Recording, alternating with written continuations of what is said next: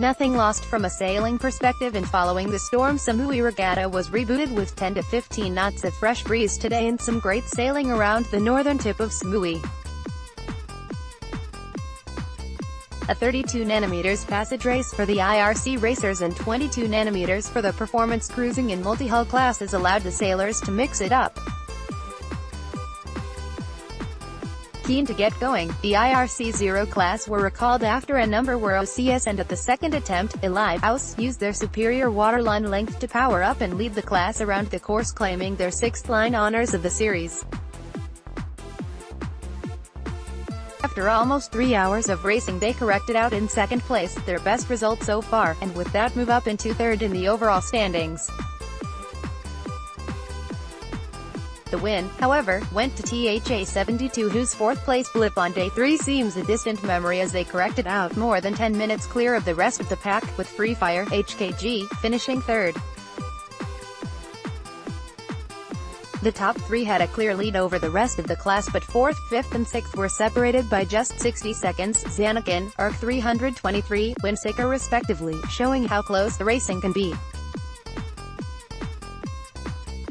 THA 72 leads the TP52 division comfortably, while 2nd and 3rd places look set to go down to the wire tomorrow.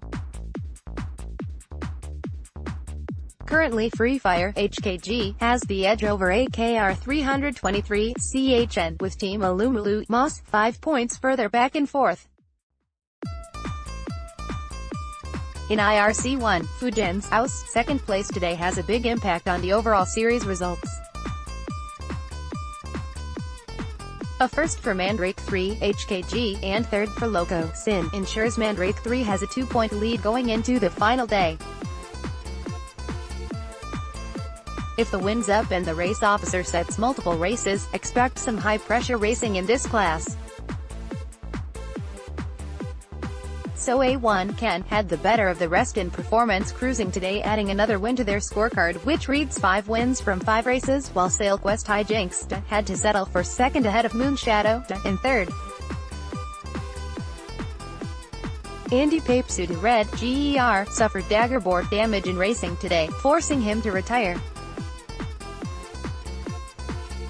Sudu Gray, skippered by Thai sailor Nuthong Toem, saw the opening and sailed an excellent race to score the daily line honors, handicap double. Mick Tilden's Pixolix House had to settle for 2nd ahead of Paul Baker's Sudu Yellow House in 3rd, their best performance of the series. Hydrofoil Kite started their series in earnest today. While the keelboats and multi-hulls enjoyed a day off racing yesterday, Thursday, the kiteboards were prepping for the first day of their series. The weather, however, had different ideas. No wind, followed by storms and lightning, meant their day 1 was called off. Today, however, the conditions were ideal, and it was spectacular to see the 11 kiteboarders from 7 countries enjoying the first round of the newly established Asia Oceanic Hydrofoil Kiteboard Tour. Racing off Mainam Beach in a fresh breeze reaching 15 knots, the 4 kiteboard classes were off on time. 2 quick windward-leewards were followed by a 12.8 nanometers long race, during which the lead riders reported speeds in excess of 22 knots. After a brief stint back on the beach, the riders were off for a second salvo, 3 more windward-leewards. Despite a DNF in the last race of the day, Tirarat Sudpumputa has a 2-point lead in the men's class, while Benyapa Jantan leads the women's class.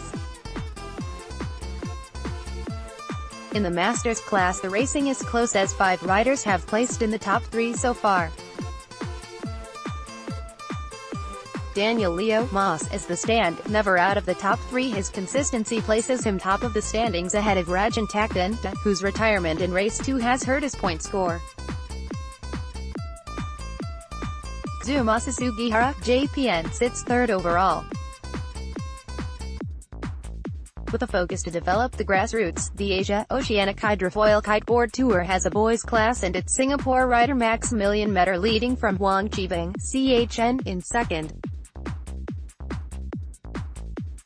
Racing for all the classes finishes tomorrow with prizes presented at the gala dinner hosted by Sentara Grand Beach Resort Samui.